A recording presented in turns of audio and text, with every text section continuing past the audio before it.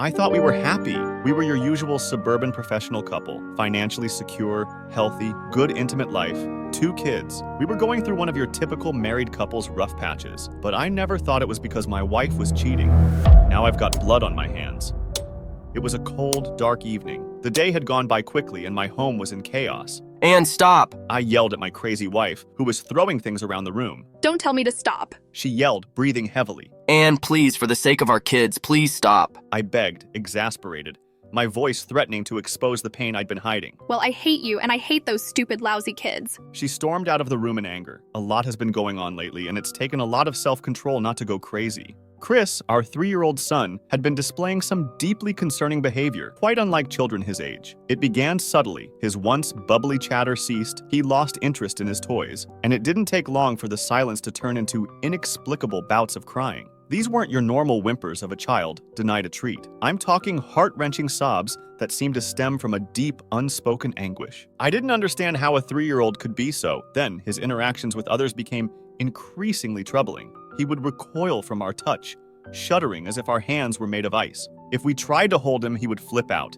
hitting anyone within reach. His eyes, once bright with curiosity, now darted around in a skittish, almost fearful manner. When we were around other people, things got even worse. At the park, while others played, Chris would sit in the sandbox alone, listlessly moving sand through his fingers. On the rare occasions he did interact, he would be mean and violent to them. We had no idea why he behaved like this, and soon parents stopped letting their kids near him. We tried everything we could, from advice from counselors to those of other parents, but nothing seemed to help. Soon, the entire house became frustrating to live in. I was always so exhausted. But it was far worse for Anne, who was working from home and apparently hated kids who cried a lot. Truth be told, she was never really a fan of babies or toddlers. I mean, it was fine when we had our first daughter, Vicky, who was a delightful baby. She was mostly low maintenance, barely crying, always well-behaved, and easy to please. So it wasn't a surprise that she would grow up close to her mama, well, sort of. I'll tell you more later. But things became really bad after we had Chris. I wonder why we even did that. Anne had actually gone through several life-threatening complications while pregnant with him. So when we finally had him, he was like the scar from a terrible accident. It took several weeks to convince her to breastfeed him, and even then she barely held him. Those were bad times. I shuddered as I thought about it. Anne had a really bad temper. She ended up developing postpartum depression, and I was devastated. But with time, as things always do, it got better. Anne grew out of the bad funk the pregnancy had put her in, and eventually started warming up to the kids again. It didn't take long for us to build a loving, wholesome family, and soon my caring wife was back. Fast forward 3 years later, Chris is 3, Vicky 14, and we're right back where we were. We loved our kids with all our hearts, and we'd do anything to make them happy. So when Chris's fit started, it affected his sister and our marriage. Vicky and Chris were like peas in a pod. They usually got along so well, especially since they shared a lot in common. So, as one would expect, it was really hard for her to see her little pal going through so much. She started spending more time in her room, headphones always on as if to drown out the tension, slowly creeping into our home. She began to get angry unnecessarily, throw fits, lash out, and disobey us. Occasionally, I caught her watching Chris with a worried frown, her brows furrowed in a far too mature way for her age. It was a lot for Anne and me to deal with at the time. In the months leading up to the chaos, there were signs of small changes in Chris that I wish I had noticed earlier. Initially, it was just a little less laughter and a slight decrease in his playful energy, and then everything blew up in our faces. As things progressed badly, we rationalized it as a phase, telling ourselves that all children act out sometimes. But deep down, I knew it was more than that. The entire thing was a mess, and I knew I had to put in more effort if I didn't want to lose my marriage and kids. So, I asked my office to cut back my hours so I could get home early and help out. After a while, I noticed something had changed about Anna. Despite our kids' trouble and increasing tantrums, she found solace in other things. She now had a bright smile and a new glow. It was as if something was taking her mind off whatever was happening at home. One night, after we'd successfully put Chris to bed after hours of crying, she took her phone and instead of sleeping, sat at her vanity. I thought she would take her makeup off, but when I saw her texting and smiling, I couldn't help but stare at her. Seeing her relaxed and in a good mood spread a loving, relieved smile across my face. It had been so long since I saw her light up like this. She giggled and smiled to herself without noticing my eyes on her, so I asked, "Honey, you seem excited and happy. Anything good happen I don't know about?" She didn't respond. She was too engrossed in whatever she was doing to notice me. "Honey?"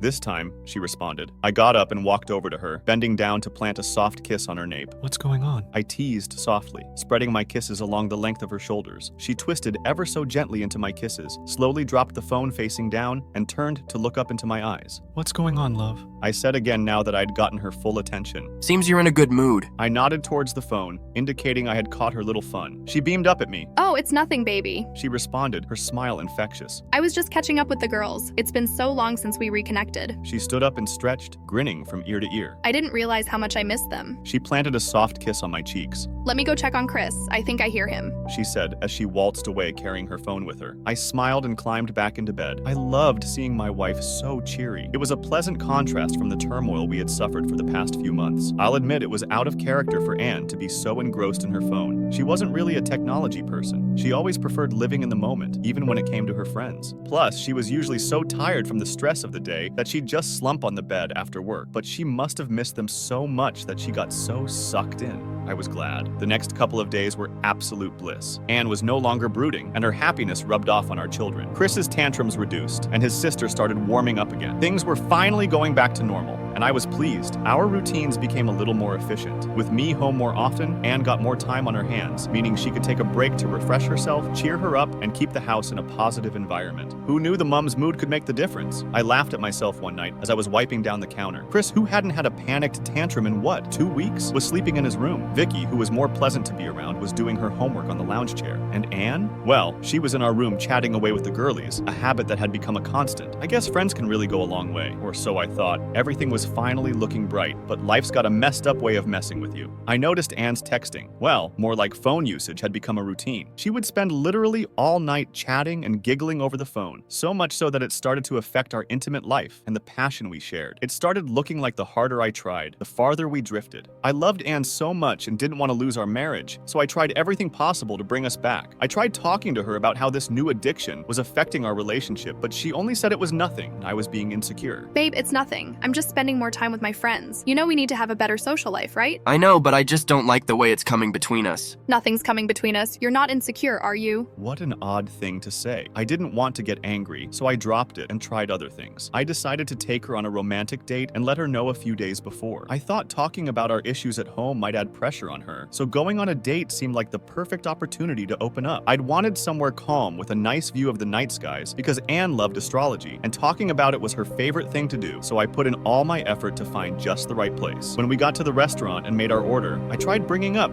just everything that's been bothering me, but for some reason she wasn't paying attention to me and just typed away at her phone. Really, you're doing that here now? We're on a date, Anne. You can't even spare me a few minutes. At this point, I had lost my cool. She looked at me, flustered, like she had been caught doing something bad.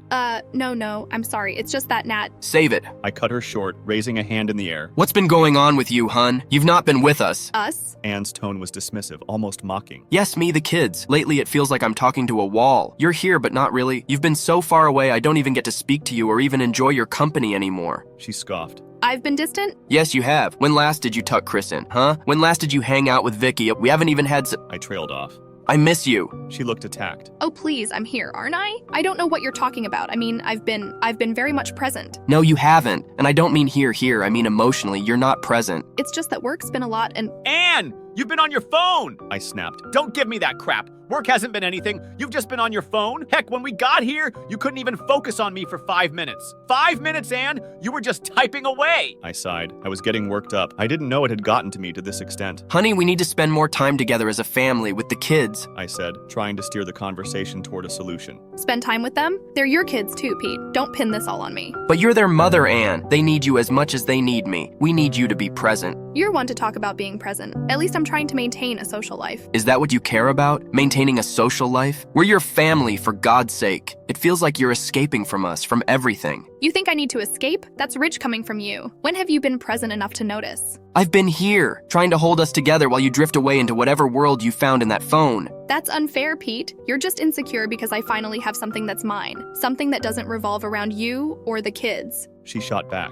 I was stunned. You've changed, Anne. My voice was a mix of anger and desperation. We barely talk, we barely touch. You're being ridiculous. I can't believe you'd even say that. You're trying to control me just like you always do. Control you? I'm trying to reach you, Anne. I'm trying to save what's left of us. She laughed bitterly. Save us? You're smothering me. I can't breathe with you constantly hovering. You think I'm smothering you? I think I'm losing you. Anne stood up abruptly, her chair scraping against the floor. If you're so concerned about losing me, then maybe you should take a hard look at yourself first and find out why. She grabbed her phone and purse and stormed off, leaving me shocked and embarrassed at the table. Eyes turned to look at me, and I had to leave immediately. After that night, I stopped making efforts and let things be, hoping she'd realize what she was doing to our marriage, but she didn't. Our kids noticed how distant we'd become and started asking questions. When we couldn't find answers that satisfied them, they became rebellious and even worse than before. "You're destroying our family," I would say, to which she would say, I'm getting tired of your nagging, Pete. and things only got worse. "I know what you're thinking. I'm not stupid, okay? I trust her." So even when doubts surf my mind, I bite them down, because that's just not my Anne. We were just going through a rough patch like every couple did. I was in denial. Until one afternoon, I found something that changed my life forever. Chris had started his fits as usual, but luckily, I was home to deal with it. He'd started crying, and to distract him, I rummaged through the drawers for something when I stumbled upon an old iPad. As luck would have it, it was dead. So plugging it in, I waited for it to charge, absent-mindedly scrolling through its contents to pass the time. That's when I stumbled upon something unexpected. Anne's Facebook Messenger was still logged in on the device. A twinge of curiosity mingled with an undefined apprehension, and perhaps a subconscious suspicion nudged at me. I hesitated for a moment, wrestling with the guilt of invading her privacy, but the temptation was too strong, and before I knew it, I was scrolling through her messages. At first, there was nothing out of the ordinary, just the usual group chat with her friends laughing and chatting about some mundane thing, and some messages with relatives and old pals from back in the day. I was relieved that she wasn't doing anything that could damage our relationship. I even felt guilty about possibly doubting her. But just when I was about to close the app and hand the phone over to Chris, a message popped up. It was from some guy named Dan Chef asking her how her day had been. It was nothing strange, but my brow shot up in curiosity, and I opened the chat. Their conversations had nothing special to them, just the everyday small talk. But as married people, they weren't supposed to be having those conversations. And what's worse is that the conversation seemed haphazard, as if some part of it was missing. Overall, I could perhaps say their conversations didn't give off anything, but I didn't want to lower my guard either. So I made a mental note to keep an eye on it and went about my day. The next day, I decided to do something nice for her. I wrote a sweet note telling her how much I loved and valued her. I also stayed home to do some projects that'd impress her, but I knew something was up when I saw her on her phone, giggling and smiling like a love-struck high school girl. Seizing the moment, I excused myself with Chris's iPad, ran to another room, slipping and tripping on the way, and checked her messenger. What I saw was enough to make a blind man go mad. She was talking with Dan, and their conversations were more than just friendly banter. They were intimate and personal. I felt a cold knot form in my stomach, yet I couldn't stop myself. I needed to know more to understand the extent of what was happening. I watched in real time as my wife tore me down, sharing intimate details about our lives, mocking and laughing at me. She complained about how I was overbearing and possessive. They made fun of me, of all my flaws, insecurities, and secrets I'd entrusted to her. I was furious, but I knew confronting her immediately wouldn't solve the problem, and I wasn't emotionally ready to do so I decided to read further. As they talked, the conversation took a more personal turn. Anne began bashing my performance in bed and how boring our intimate life was. I could sense the connection between them. It was as if I could feel the electricity of their hidden relationship through the screen. In a frantic rush, Anne began deleting their messages. Desperation took hold of me, and I started capturing screenshots. I needed evidence if I was going to confront her, but it was a race against time. My hands shook as I tried, but I couldn't get everything. I glanced at her from my hidden spot, watching as she laughed carefree at her phone, and I felt tears sting my eyes. Anne and I'd been through so much together, even before we had our kids, and I'd thought our love was strong enough to overcome anything. The next day was hell for me. I wanted to stop reading their chats, but I just couldn't. It's like I had become addicted to her betrayal. I just couldn't believe it. I think the worst part was that Dan was also married. He had a wife who, surprise, surprise, was also Anne's friend. It was a mess. Childhood best friend, to be precise. Heard she was a little unhinged from time to time, but still, I was angry, torn apart by her deception. But most of all, I was heartbroken. I couldn't face her, so I spent my time drinking and wondering what to do. When she got home from work and saw me in one of my many drinking spells, I could tell she was surprised. Hey baby, you okay? Yeah, just a bad day at work, nothing much. So began a solid few weeks of me drinking, soul-searching, and taking screenshots of their conversation as I detached myself from the relationship. I knew there was no going back from this. The messages were now overtly intimate, with my wife completely into it, and Dan was sprinkling in, "I love yous." This went on for weeks. Call me a coward, but I just couldn't. I couldn't bring myself to do anything. I tried to self-soothe, and after a while was able to bring myself out of the slumps. It was time to make a decision. Luckily, I didn't let on that I had caught on to her, so what I was about to do would be easy as pie. Here's where everything got absolutely surreal. One night, while she was talking to the girls, I checked the phone and saw something that shocked me. My moment to shine. Watching the messages, I found out Dan was coming to town to spend a weekend of quality time with my wife in a pretty nice hotel. I was missing a good bit of the info. They must have had a phone conversation about it at some point, but I was able to infer enough to get the when and where. I was enraged. My wife would spend the entire weekend in another man's arms, and she thought I was some clueless fool. As usual, I acted like I didn't know anything, and when she came to me to tell me she'd be spending time away from home to have a getaway spa weekend with the girls to unwind, I was all too quick to oblige. Oh sure, go have fun. It's been ages. You need to relax. Don't worry, I'll hold down the fort. Surprised at my reaction, she smiled sheepishly. Thank you, babe. Don't worry. When I get back, we can work on us. She planted a kiss on my face, and I just nodded my head, every cell in my body revolting. She spent the rest of the day smiling and glowing as she packed for her spa weekend, while I spent my time plotting. It was a sunny and bright morning. The sun's brightness radiated on my face as I drove to the hotel. I was finally free from my needy and chaotic family, especially Pete. I hated that he felt he could control me or tell me what to do. Waking up next to him daily for the last few months made me feel terrible. I hated everything about him, and this stupid life and pretending to care pissed me off. I'd never wanted kids, but Pete loved him so much. I'd gotten pregnant twice, and I hated myself every day for that decision. The kids were nothing but barriers in my way. Every moment with them reminded me of my mistake and made me bitter. But that was until I met Dan. Dan and I used to date before I married and moved to the city with Pete. But a few months ago, we reconnected on Facebook, and I never knew it would be the best of my life. Dan was a handsome man, tall, tan, muscular, with short golden brown hair. His eyes were as brown as a desert, and his full lips left countless women drooling. That week, we made plans to spend the weekend at a hotel. I told Pete I'd be going out with my friends while he told his wife he was attending a conference in the city. With our partners out of the way, we were bound to have a good time. However, when I got to the hotel, I was told he hadn't arrived and was surprised. But I chalked it up to traffic, so I kept myself busy with other things. After an hour of waiting, I was getting worried, so I called his phone, but it went straight to voicemail. One thing I hated was getting stood up, so Dan's lateness got me really mad. But I bit it down. I was going to make him pay some way later. After another hour, I got a call from him, and picking up, I said, You'd better have a valid reason for making me wait. but he hung up. That was weird. Must have been a mistake, but it meant he was probably on the way. After waiting another hour and still no show or call, I was done. I felt so disrespected. The least Dan could do was call and fill me in, but nothing. He wasn't even picking my calls. I was packing my things and getting ready to leave when I heard a knock on the door. Excited and thinking it was him, I rushed to it, but when I did, my face fell. Pete was standing there, staring at me with a folder in his hands. From his eyes and clenched fist, I could tell he was furious. Pete, He pushed me aside, stepped into the room, and locked the door behind him. He walked towards the bed, looked around, then let out a bitter smile. I knew he was extremely mad. I was in for it. Pete became a different person whenever he got angry. He did things without thinking. How did he find out? Where did I slip up? Thoughts raced through my mind until he broke the silence. What a fancy spa trippin'. Oh, where are the girls? He asked, that same bitter smile planted on his face.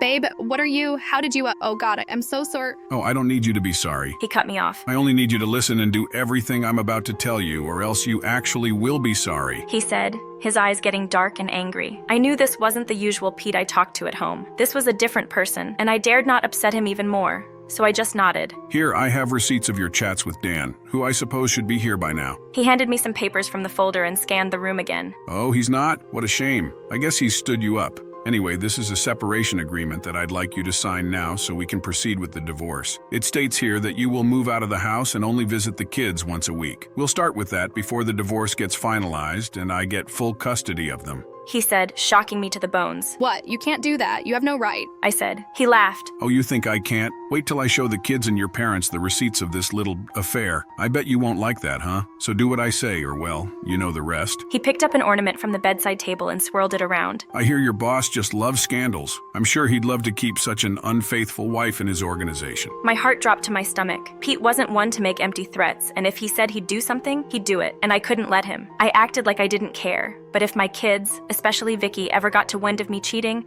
I'd lose the respect she had for me. Vicky was a sweet child, easy to impress, but she'd never look up to anyone she felt was a bad influence, and I didn't want that. I wanted her to look at me with pride in her eyes. I wanted to remain her perfect mother. Plus, we weren't on good terms, and my ego wouldn't take any more misalignment. Plus, I worked at an organization owned by a prestigious man, and I'd spent years working with him and winning Best Worker awards so I could remain perfect in his eyes. I owed everything in my career to him. He helped me get to where I was, and we're currently working on something that'd accelerate me even higher. I couldn't let anything get in the way of that. If my parents ever got news of me cheating, they'd be heartbroken because I was their golden child, and I didn't want them to think otherwise. I signed the paper and forced tears out of my eyes. Just when I thought it was over, he suddenly said, I have something else for you. These are documents with your share of our joint account. I've withdrawn half of the money, but I want your half too, so I'll need you to sign these papers to transfer your share to me. I stared at the new Pete before me and wondered how he'd found out. As he left, I lit a cigarette. I'd never seen Pete so angry, so I couldn't go after him, and Dan had disappointed me. I made a mental note to deal with Pete later, but now I'd find Dan and teach him the lesson of his life. I called one of my exes, who worked in a security firm, and had him track Dan's car for me. Coincidentally, I had the gun I'd planned to use to kill Mary in my bag. I stared at it for a while until I decided it was right for me to use it on Dan instead. Either way, one of the couple was getting it from me. As I drove angrily, I planned how to get back at Pete and take my money back. I didn't care if he took the kids. I just wanted my money. After a while, I changed my mind. I would get rid of Pete since he was a thorn in my flesh, and then take my kids to my parents and finally be free from everything. When I got home, I saw Pete talking to the kids and telling them I wouldn't be home for a while because we needed space. IDK. For some reason, those words gutted me, but it wasn't until Vicky turned to me that I finally realized what I'd truly done to my family. The poor girl had tears as she looked up at me, and my heart broke. I loved my kids and knew they loved me just as much. It wasn't obvious, but I could see it in Vicky's eyes whenever she stared at me as I applied my makeup, in Chris when I'd do the funny dance I invented when he was a baby. It wasn't just love, it was something a lot deeper than love.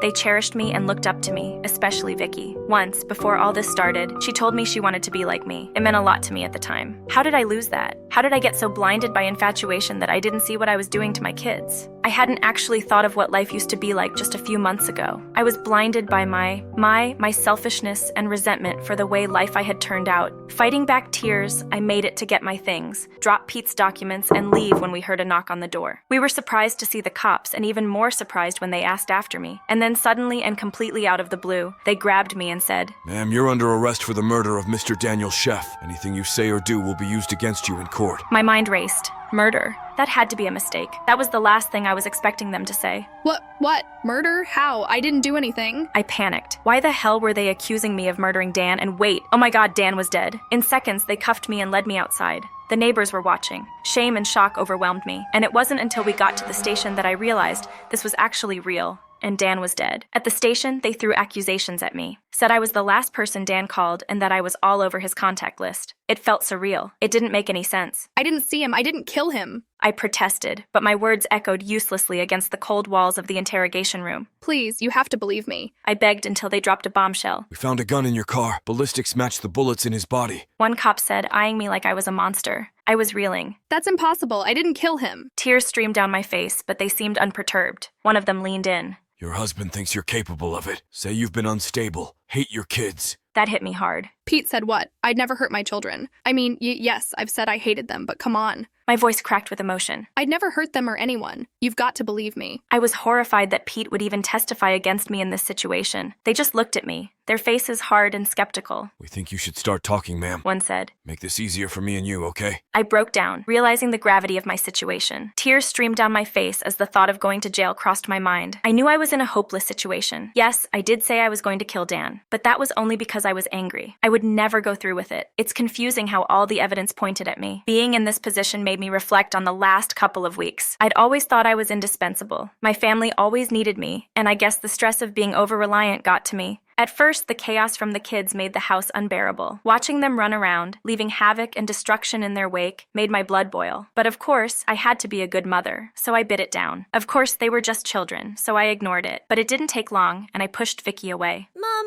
when are we going shopping? Mom, the other girls at school are getting spa treatments with their mothers. When are we doing ours? Mom, I don't know what to wear. Can you pick out a dress for me? Mom, it's picture day tomorrow. What do I wear? Mom, Victoria, shut up. I would yell and tears would form in her eyes. I tried making it up to her by buying fancy dresses, but she wouldn't even look at me. After a while, her defiance became upsetting, so I stopped trying. Then the problems with Chris started, and Pete took it out on me. Honey, don't you think Chris has been behaving a little weird lately? He would say. What do you mean weird? I would ask, hoping he won't come up with some lame theory about wanting to spend time with me. He's avoiding eye contact. He won't let anyone touch him. He won't talk, laugh, or giggle. He doesn't even smile. I'm beginning to get worried. I would roll my eyes. I'm sure it's nothing. The boy is probably going through a phase. He probably needs space from all that smooching and cuddling you do all. Really? Is that what you're gonna say? Our kids are acting weird and you think it's because I'm being affectionate? What I'm saying is you cuddle the boy too much. You won't even give him space. Let him have some time to himself. Fine. If you think I'm the cause, then what about him not talking to his classmates? His teacher said he won't even say anything in the class. He's never been like that. Doesn't that worry you? You know what? I get your point, but what do you want me to do about it? You're his mother. You'd surely know what to do. I just don't want things to get out of hand. Well, I'm sorry, I don't quit overthinking everything. I'd say, leaving the room. You know what the funniest part was? Pete was right. Chris did get worse. At first, he would avoid my touch and just sit alone, staring at everyone without a word. I wanted to ignore it, but my motherly instincts wouldn't let me, so I tried picking him up, but he would only scream and wail. We became like opposite forces. I mean, we never really got along, but he'd never screamed and tried escaping my touch before. We tried everything we could, took him to the park, and bought him things he liked, but nothing. Soon his cries became agonizing. I hated it with every fiber of my being, so I would yell at him whenever he did. Most times it worked. He'd shake in fright and stare at me like a stranger. Slowly, his eyes began to avoid mine, and soon he tried everything he could to stay out of my reach. I didn't like this, but I enjoyed the freedom I got. Gradually, I began to lose touch with my kids. Vicky wouldn't speak to me, and when she thought I wasn't looking, I'd catch her staring at me with longing, but I was too proud to approach her. Yet despite all these, I still loved my kid. But things changed when Dan came into my life. He was like a breath of fresh air, my escape from my needy family. Talking to him took my mind off the troubles I had at home. It felt like I was suffocating, like I was going to lose myself if I didn't get out. So I turned to Dan. Soon I began to hate my kids. First it was scornful, then it was wondering why I'd made the mistake of ever having children.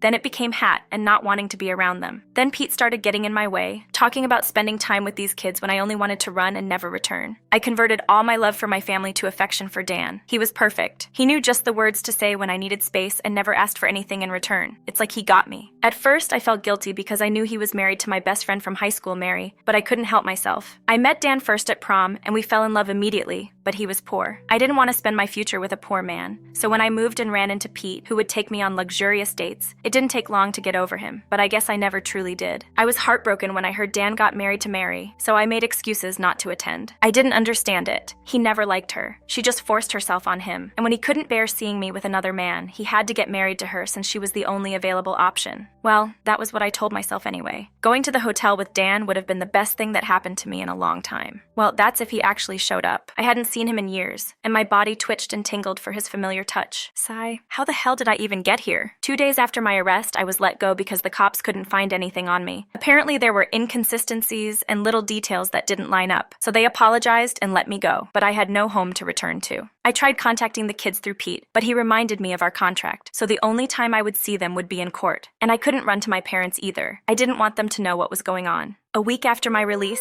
I sat down in my new apartment trying to figure out just what on hell made the cops suspect me. It just didn't make sense. How was my gun's bullet found at the crime scene? I hadn't met Dan before his death, so if the police found something that belonged to me at the scene of the crime, it meant someone planted it there. But who? After hours of replaying that day in my head, I had to find the truth myself. I was still on the suspect list and needed to clear my name. First thing I did was go to my old cabin by the woods, where they had claimed they found the body. I was the only one with access to the building. No one could go in without my permission, but the cops said there'd been no sign of a forced entry, so the criminal was definitely someone close to me. When I got to the house, it was still labeled a crime scene. I got under the ropes, opened the door, and went in. As soon as I opened the door, I got goosebumps. Every hair on my skin rose, and I immediately knew something was wrong. Every cell in my body was screaming at me to leave, but not seeing anything suspicious, I ignored it and moved on. However, on entering the house, my eyes caught sight of something that looked like a leg. Someone was here, but before I could even turn around, I blacked out. The next time I woke up, my vision was blurred. I was on a chair, my hands tied behind my back, mouth taped. I looked around, but it took a while for my brain to register what was going on. And when it did, I tried to scream out when I heard a familiar voice. Oh, you're awake. I was beginning to think you were dead. For a minute, I thought I was imagining things. There's no way. It just couldn't have been. But when I looked up, I saw it. It was indeed her, Mary. She walked up to me, holding a gun in hand, and aggressively ripped the tape off my mouth. Mary? Why are you— Oh, you're shocked? Yeah, had a feeling you would be. Just like how I was shocked finding out you were sleeping around with my husband. No, Shh, she said, pressing the cold, hard gun ever so gently on my lips as if to shush me. You don't have to deny it. I saw it all. Please, Mary, please. I begged. Please don't do anything to me. I have kids. Oh, your kids. She laughed like some psychopath. I thought you hated them. Why bring them up now? Mary, please, I'll do anything. Anything. Please just don't kill me. She looked at me, eyes no longer possessing the same psychotic look from earlier. Her gaze was cold, malicious, calculated. You know, know, I always had a feeling you would mess around with Dan. Even after high school, you always seemed to linger around in our relationship, like a stubborn dog that wouldn't go away. I met Dan first. I loved him, but he chose you. And when you ran off to marry Pete because of his money, I did everything for him. But even then, he still chose you. She shook her head as if to shake away the bad memories. He loved you so much that he treated me like second fiddle. I was there for him, Anne. You know that? I stood by him while he tried to get over you. He refused to let you go, kept your photos, and looked at them when he thought I wasn't watching. Despite all these, I was patient. I waited. I knew, hoped one day he'd love me, see me for the value I brought, but he never did. That ungrateful. She trailed off and took a deep breath. When Pete reached out to me about the affair, I was devastated, but not surprised. I knew it was only a matter of time. She winced, shook her head again, and raised it to look me in the eyes, this time bearing an expression that suggested she was amused. By the way, I was surprised to find the mighty Anne had no idea her husband had caught on to her for months. She scoffed, mocking me. Because if you were smart enough, you'd have figured out what your husband's doing. Personally, I think you're a fool for treating a person as good as your husband like trash, pushing him to the wall when all he did was love you. I tell you, you're like a stupid kid who can't even appreciate what they have till they've lost it. He loved you and your kids, but your stupidity wouldn't let you see. Anyways, it's comical, but none of my business really. I was shaken to my bone, shocked to find Mary like this. Back in high school, she was a quiet, nerdy girl, my best friend, my dearest, most naive friend. She was so cheery and peppy, but so easy to manipulate. Seeing her like this was unbelievable. You're probably wondering what happened to Dan. She continued. Well, it was easy, you see. Dan was great at many things, but never really at brains. Once Pete called me and let me know what was going on, finding the evidence was easy, and the address for your sweet rendezvous even easier. So I kissed him goodbye in the morning and watched him ever so lovingly pull out of the driveway, got in my car, and hit the road, determined to get there before him. You see, I knew your plans, and I knew you. But above all, I knew my husband, so I knew exactly where he would be. She laughed. So imagine his shock when, surprise, surprise, I blocked him off on that lonely intersection just before the town. Mary? He was in disbelief, but before he could even utter another word, he slumped to the floor. Sleeping pills, she said, picking up a medicine bottle I hadn't noticed on the table earlier. I'm not dumb, honey. I bought just the right one that took a few hours to kick in and planned my timing to block him off just before it did. He was heavy, you know. Having to carry him into my car was the hardest bit of this. I knew your cabin wasn't far away. She looked around the room.